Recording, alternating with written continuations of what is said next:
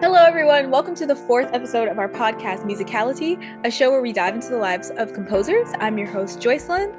And I'm Sarah. And today we will be discussing the life of Ludwig van Beethoven and how he needed that roasty, toasty latte. Right. There's no trigger warning. This is like the lightest episode we've ever done. Normally I'm like, I have to like get myself prepared. I always feel bad because when you're reading the trigger warning, I'm always like about to laugh, but I'm like, this is not. Oh, no, same. Because like I'm talking about the worst things possible and I'm trying not to laugh. Like, anyway, first, we're going to give a quick bio. And by quick, I mean like really quick. We're not going to get bogged down with this. Beethoven was a German composer and pianist who lived from December 1770 to March 26, 1827. We don't really know his birthday, but we do know that he was baptized into the Roman Catholic faith on December 17th. We know that it was customary to baptize infants within a day of their birth owing to a high rate of infant mortality, meaning that history celebrates his birthday on December 16th. His father and grandfather were court singers, but young Beethoven's dad suffered from alcoholism and exploited the talents of him. By 1779, he became a pupil of Christian Gottlob Neff and was his assistant as a court organist in 1784. In 1792, Haydn visited Bonn and saw Beethoven's early work and even invited him to study with him in Vienna. But he was unsatisfied. I don't know why I said it like that. Sorry. I mean, that's tea, though. Dun, dun, dun, dun.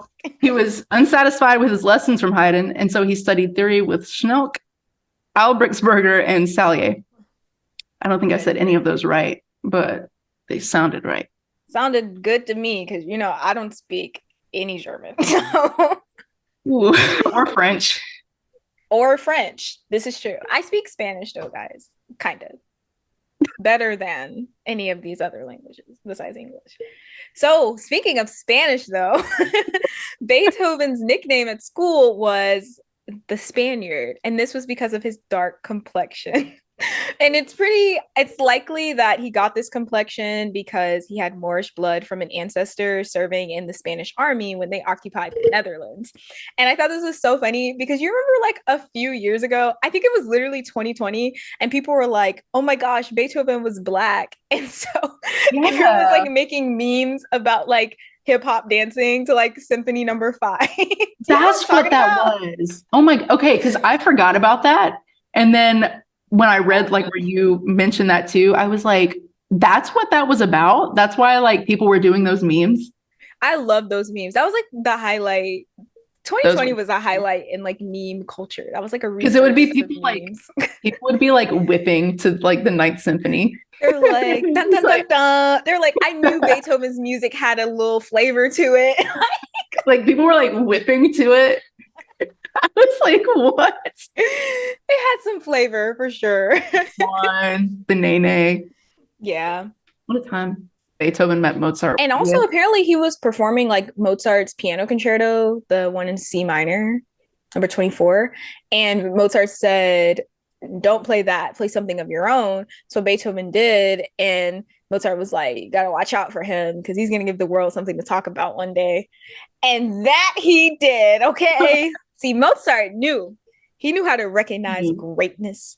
Also, Beethoven suffered from unrequited love. He wasn't as lucky as Debussy, that's for sure. He certainly was not. He did not have a plethora of women who were just doing everything to be with him, for sure. So he proposed marriage 3 times that we know of, and he was turned down every single time.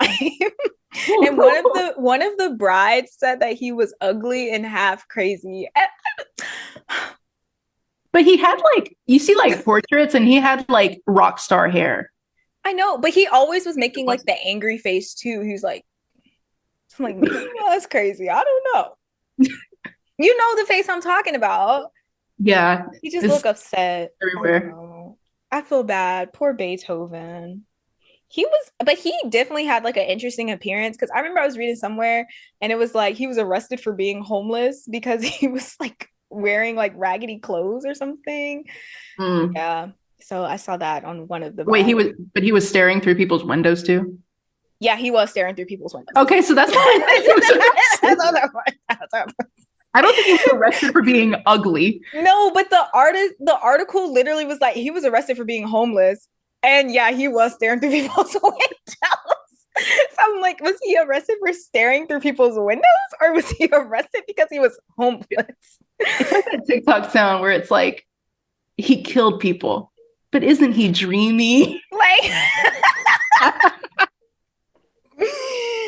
yeah, He's a creep, but isn't he dreamy? isn't he dreamy? Yeah, so that's the life of Beethoven, basically.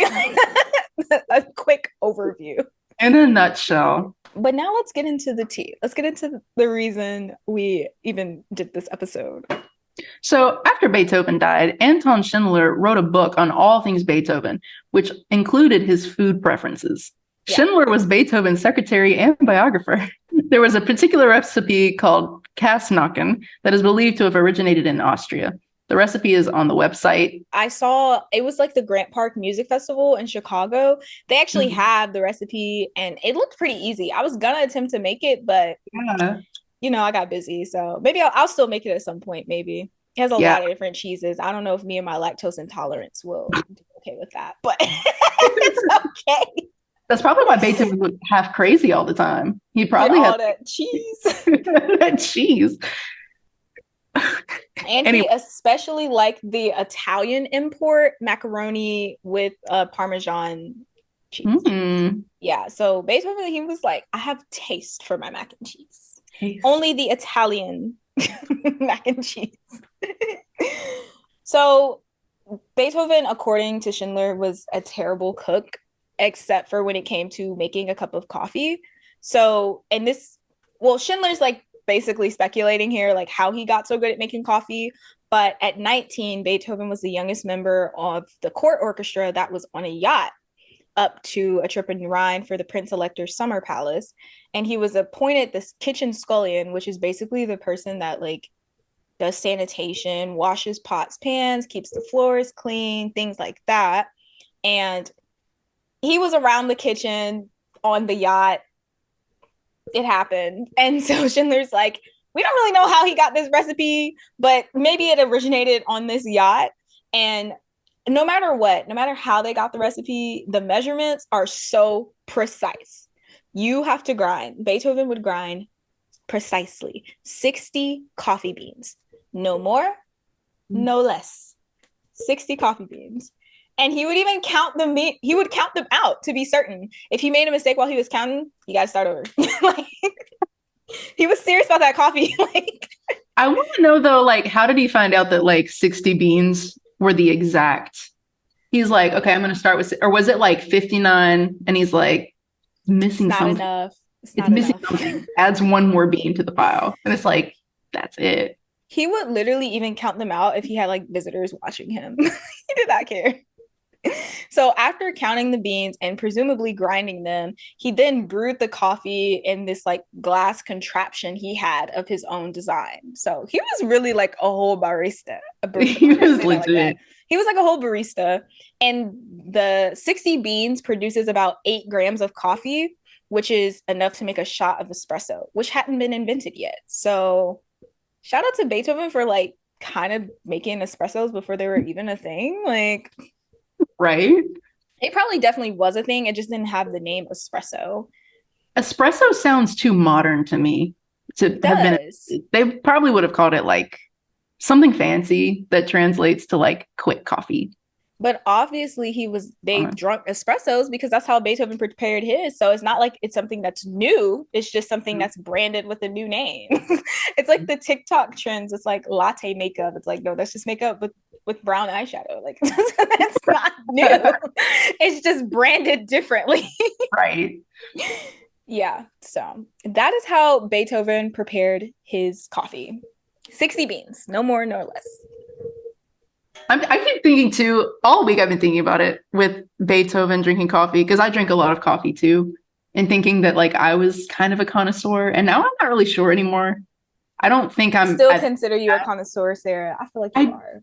I don't, because I was like, you know, imagine being like in the Starbucks line and then someone's like telling the barista, yes, I want this type of coffee, 60 beans. Like, I want the milk hot out of the cow. Like all these instructions. And then the barista's just like, And it's like you're watching the barista count the 60 beans he requires. 2, 3, 4. And it's, nope, that was 61. Start back. Sorry. Start over again.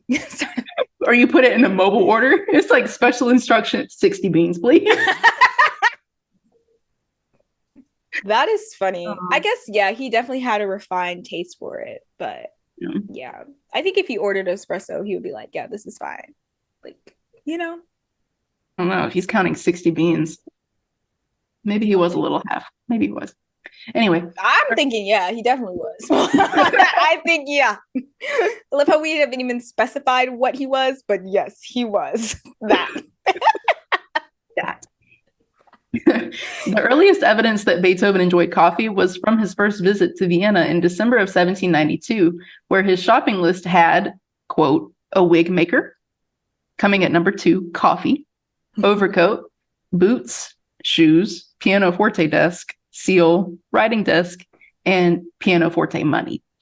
I thought it was really interesting too, though, because we knew that he liked coffee and he was very specific about it. But like when you're reading the list, and literally at the bottom is like the thing that's going to make him money is like an instrument. It's like literally like I need boots, I need coffee, I need a new coat, I need coffee, I need maybe a piano. Also coffee. Also coffee. Yeah. Honestly, kind of same. I consider myself like a tea connoisseur, but I'm not really. I just like to drink loose leaf tea. I think that makes me fancy. It doesn't. You know way more about tea though than I do. Like when you talk about like different types of tea, I'm like, I don't know that much. I know like Earl Grey and like valid. I know how to prepare it in different traditions as well. So there I don't that. I'm like hot water girly all the way through. Oh my gosh. That's it. I have to like brew it and feed my tea pets, and then yeah. It's tea pet? Wait, what is a tea pet? It's like a little, so mine is a pig, and it's like a little stone little pig. Oh. And you put it on the tea board. And when you brew the first cup of tea, the first brew, like you're not supposed to drink the first one. So you feed the tea pet. And then the second brew is like more desirable. So yeah. See, I was there and then you said tea board. And I was like, what's a tea board? Yeah, because there's like different methods of like how you should prepare tea. Like, and British people, they kind of like mess everything up. But like the Chinese and like Indian tradition of like preparing tea. Yeah. This is like chai. Like I'm drinking chai right now from Starbucks, but like I like how they make Thai like over stovetop with the actual chai and putting the cinnamon and like boiling it. Like it's a whole process and it's really, really good. It's much better. So maybe I am a tea connoisseur. I don't know. Yeah, I was about to say, I was like, that's why this is the MusicaliTea podcast and not like MusicaliTea coffee. Like I don't think it had the same ring to it, but yeah. MusicaliTea coffee. Now on to the music of Beethoven. Yay! I'm sorry. He simply just was one of the best to ever do it. So most of that episode is going to be talking about his music. Like, I don't make the rules, guys. I'm sorry. I actually do make the rules, but yeah. So we both make the rules. Okay, so the piece I wanted to revisit was the Eroica Symphony, because it's in E flat. You and E flat. Look, okay. Even when I listened to it for the first time, like, how long ago was that? 4 years ago. That was like the first time I heard it because it was like music history. So it's like, if you hadn't heard it, that was where you were going to. And like, I didn't even have to know that it was E flat. I just heard it and I was like, Felt in my heart. Yeah. Oh my gosh. And so like re-listening to it, because it's been a while since I listened to it, I was like, yeah, this is just as good as I remember. Because it's just like, it's such an explosive piece of music, like even just the very beginning. But it's heavily inspired by the French Revolution, which had just finished happening in 1789. And at this point, Beethoven's hearing was also diminishing very quickly. And he had his own personal struggles dealing with his hearing loss. But he aimed to create a symphony that would be the equivalent to a Homeric epic. So thinking something like the Iliad. And with the Eroica Symphony, he placed Napoleon as the subject or the hero of the epic. And without going into too much detail, without getting too bogged down with history, obviously Napoleon, very polarizing man. Essentially, Beethoven had a student named Ferdinand Ries who informed him of Bonaparte, describing himself as an emperor. And I found this quote that was very interesting. This was like around 1804 when Beethoven's student told him this information because he didn't know. And the article, I think it was from the Houston Symphony, and it was called like "Don't Meet Your Heroes" or something. But Ries wrote, he told Beethoven about Bonaparte, labeling himself as an emperor. And Beethoven basically went in beast mode. He was so mad to hear this information.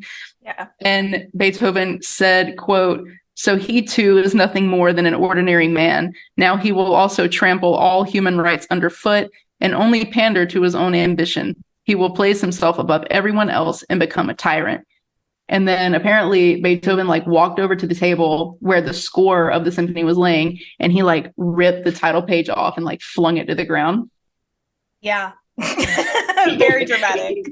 He was very mad about it. The espresso was coursing through his veins. It wasn't his fault.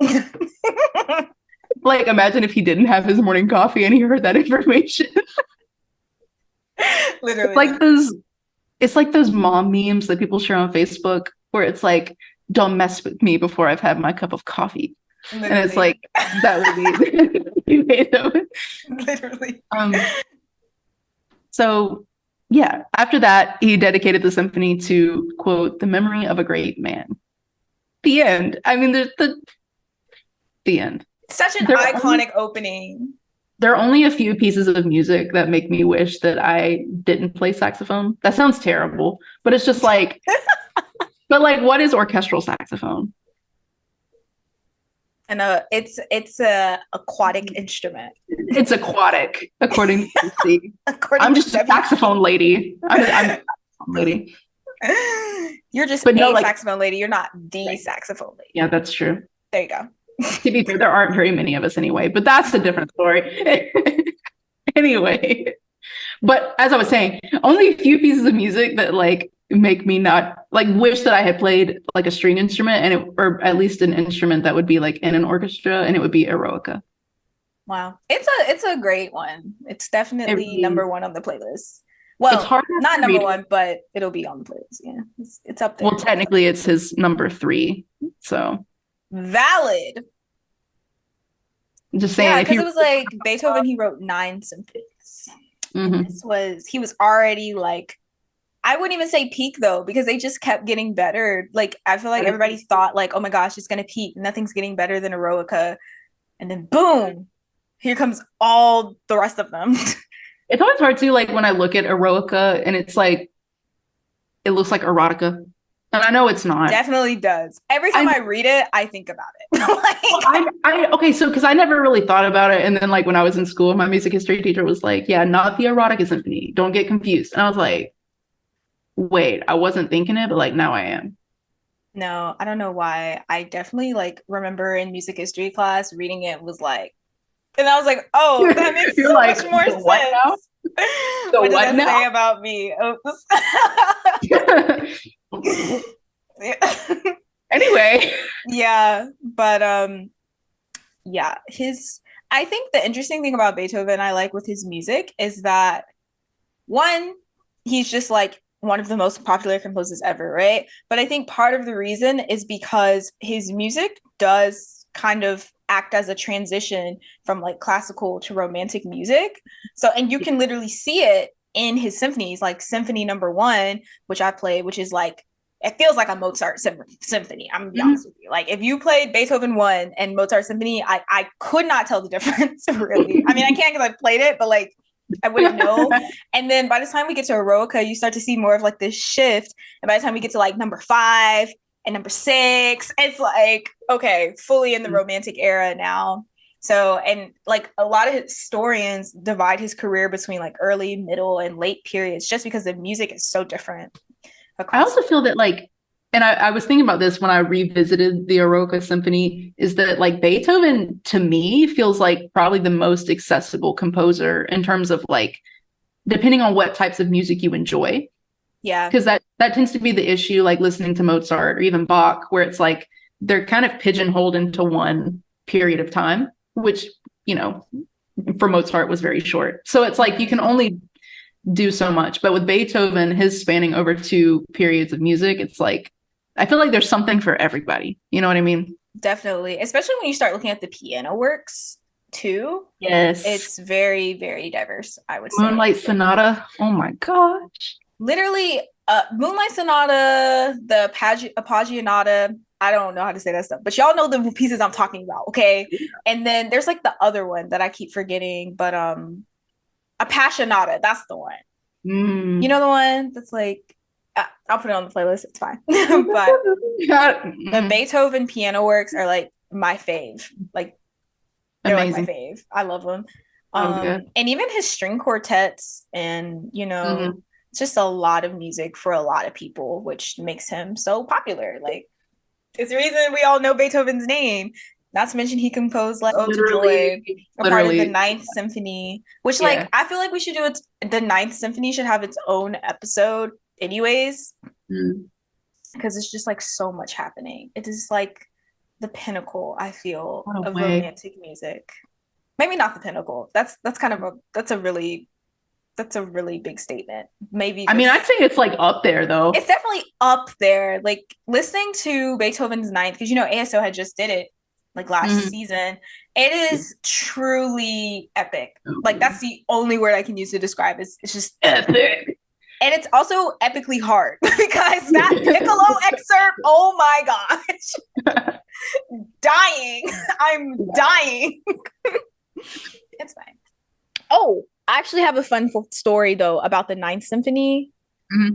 It's Beethoven, when he was conducting the Ninth Symphony, he was like deaf. And so he kept conducting after the orchestra had stopped playing. That's sad. Nobody motioned to him to be like, it's done, Beethoven, you're done. Yeah, and then sorry, I don't know like what the history of like sign language at that point would have been. And at that point he was like so not old, but I mean he was like older. I just feel like the concertmaster should have been like something with the bow, like put your instrument down, do something, like and that's so like death. And that's so custom now, where it's just like you don't put your instrument down until the conductor releases. But then it's like, that's true. If he's still conducting, you better give that man an encore right now. Like, just keep going. He got the vibrations confused, I think. Help him out. Also, I have to mention Beethoven Symphony No. 6, Pastoral. The opening of the first movement is in Barbie and the Magic of Pegasus. No way. Yes, that's how I even like got into Beethoven. I swear it's because it was Barbie and the Magic of Pegasus, because Barbie and the 12 Dancing Princesses has Symphony No. 4 by Mendelssohn.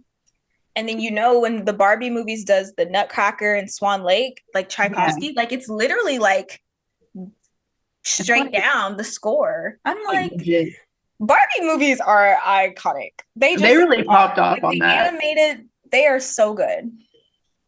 Okay. Beethoven wrote down musical ideas the moment they struck, whether he was on a nature hike, in a cafe, drinking his 60 beans, exactly. Espresso. Walking down the street or shaving, he would stop in his tracks and write them down. Why would you stop in the middle of the street? I mean, it says walking down the street. I could see like the people he tried to propose to, or I guess did propose to, I could see how they would be like, that man was crazy. Like, no, because like, what if he like got down on one knee and then he had an idea? He was like, oh, hold on. Hold one second. And then she's just like, what? Honestly, though, like considering he was probably writing something revolutionary, I feel like I'd be okay with it. Like, I'd be like, do what you need to do. You're like, you know what, babe? Actually, take your time. Take your time. Just write the next greatest symphony ever written. You know, like 3 women. Yeah. But props to him for continually trying. You know, he tried. Personally, by the second, I would have given up. But Um, yeah. Okay. Let me get into my piece now after that little side rant. So my favorite piece by Beethoven. This is no surprise to like pretty much anybody who knows me, I feel, but it's Egmont Overture because it's the best. So I first played this piece when I was in high school. We played a transcription of it for wind band. And honestly, like playing transcriptions can always be here or there, but it was a really good one. Like it definitely wasn't super watered down from the actual orchestral version, but I fell in love with Egmont. Like I listened, we played Egmont, and I literally was like classical music like bound from then on out in high school. Because you know how you like grow up, you play like all the marches, all the like the Grangers, the band stuff, and all that's fun too. But once we played Egmont, I said bye. Like I'm going to orchestra world now. So and it actually has like a really similar kind of story to what you were talking about, Sarah, in the Eroica Symphony. So in 1809, Beethoven received a commission to compose the overture of the music to Goethe's tragic play, Egmont. And Goethe was the Shakespeare of German literature, and he was one of the leading intellectuals at the time and one of Beethoven's personal heroes. So he was super excited when he got this commission. And so the subject matter of Egmont was about rebellion and triumph over tyranny, which we know Beethoven was very, very concerned about. Like pretty much basically why he wrote the Eroica Symphony as well. And then his hero got canceled for the Eroica Symphony. So Beethoven definitely had a history of using his work to convey his radical thoughts about freedom, and we know what happened with Napoleon and their whole falling out. He ripped music off and the page off the score. But just to give a brief history of what happened, this piece was composed after all of that. So Napoleon began like sweeping all of Europe and everything. And then he decided to head for Russia, which we all know how that ended. So that was the end of Napoleon, basically. And Beethoven was like, yeah, it's not really relevant to Egmont. I just want to put that in there. Maybe I should take it out. But like, yeah, that was kind of my thing with Eroica. It's like, how historical do we want to get? But just to like draw lines to like what's happening in history with these pieces. Like Eroica was written when Napoleon was gaining popularity for being like against, the monarchy and things like that. And then Egmont was written like after Napoleon has become like an emperor and has been basically going around doing exactly what he said he wasn't going to do.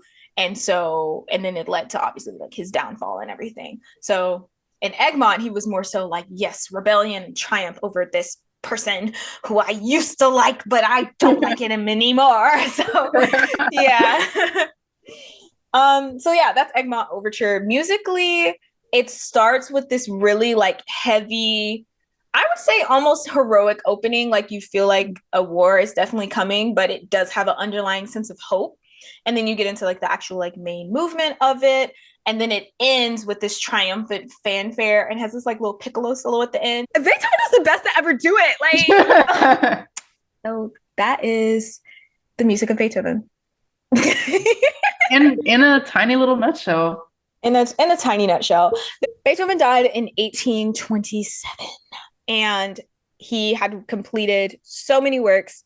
I don't know how many piano works. I don't know how many string quartets. I don't know any of those things. But I know he wrote 9 symphonies because he is a part of the crew that had the Curse of the Ninth, where they all died after writing 9 symphonies. There's like a whole bunch of romantic composers like Bruckner, Dvorak, Mahler. They all only wrote 9 symphonies. So thus we have the Curse of the Ninth, which is weird. I would have stopped after 8. Like if I knew, I'd be like, I guess like Beethoven was kind of like the first to die, maybe. So like, but by the time we got to like Dvorak and Mahler, I'd be like, all right, we're stopping at 8. Like better at this point. Like, what are you doing? But it's really weird because before that, people were writing like hundreds of symphonies. Like Mozart and Haydn have hundreds of symphonies. Not Something hundreds, just over 800, but a lot of a words, lot more. you know? A lot more than 9, okay? A lot more than 9, okay? Because I remember, like, I was in orchestral or literature of orchestra. I was in literature of orchestral music, and my teacher was like, "Yeah, we're gonna listen to Haydn's 104." I said, Yeah. 104? 100 and 100 and like, wait, what do you mean? What I you know. mean? So yeah, it's crazy that they all died after 9, but there was like a lot more time between them, I guess, versus like Mozart or Haydn, Especially who were literally just composing consistently, like every single day, all day, you know. right. Um, Another one. I think well that's Beethoven and his love for the roasty toasty latte and his It wasn't 60 even beat. a latte, Sarah. It was an espresso. No, it's like it's for the vibe. It didn't have any It's milk. you had, you had to be there. It was a different time. I guess we could call it a latte just because that's a fun word to say. It's for Latte. okay, roasty toasty espresso. That's cute. That actually kind of rolls. Anyway, that's Beethoven and his unrequited love and his music and his idols being canceled. So we hope you enjoyed the episode. Next episode, we're going to be talking about Schoenberg and his hate for the number 13, and it will be released on October 13th because Dun we're dun dun. we're mean and we might get haunted because it's October. I wish he would. He like shows up in the background of the video. Actually, Schoenberg, if you're hearing this, please don't. Thanks. You need to go get some holy water right now. Okay, this is so irrelevant, but I have got to tell you guys. So there's this room in the band room that I like work at, and it is so cold all the time. Like this room is freezing. Every time I go in there, every time I give a lesson in there, it is so cold, right? So this girl, she says that her and her family are psychics. And just like completely unprovoked, she was like, there's a ghost in that room. And I was like, oh, well, really? She said, yeah, I can see it in the window. And I was like, oh, wow. But you know, the crazy thing is, God, I kind of believe her because I'm telling y'all, there's no vents in there. Like it is a completely different temperature from the rest of the room, no matter what. None of the other storage rooms are that cold. So I fully believe there is a spirit in that room. No, because like, what do you even say? When someone says that, you're just like, oh, okay. But I've always said like, because you know how they say like if there's like a spirit somewhere, it gets like really, really cold. Yeah. Like y'all, I'd be freezing. Like I could see my breath in there. Okay. Yeah. And so when she said that, I was like, I hope it's a friendly one. That's all I said. Like, I hope it's Casper in there. Imagine being a ghost choosing to chill in a middle school band room. Like right. Out of all the places to be in a middle school band room. I'm sorry. It'd be terrible. I had to tell y'all that. It was so relevant, but it was not relevant. Well, so when the 5th episode comes out, it'll be Schoenberg's ghost. And basically hopefully he's friendly. I hope. His music certainly isn't. So maybe he'll haunt you and he'll make you do a tone row right in front of him. Oh no, please don't do that. No, it's the only way to release his ghost from the band. Could do a tone row, maybe. I mean, let me not lie. No, I can't. Let me not tell a lie. Like make you like analyze his music and then his spirit will be free. What is I for? What's I for? If I give you these, I'm like, bro, I don't know. I don't know. We'll talk about it. See y'all on October 13th. Friday, October 13th. Bye. Bye.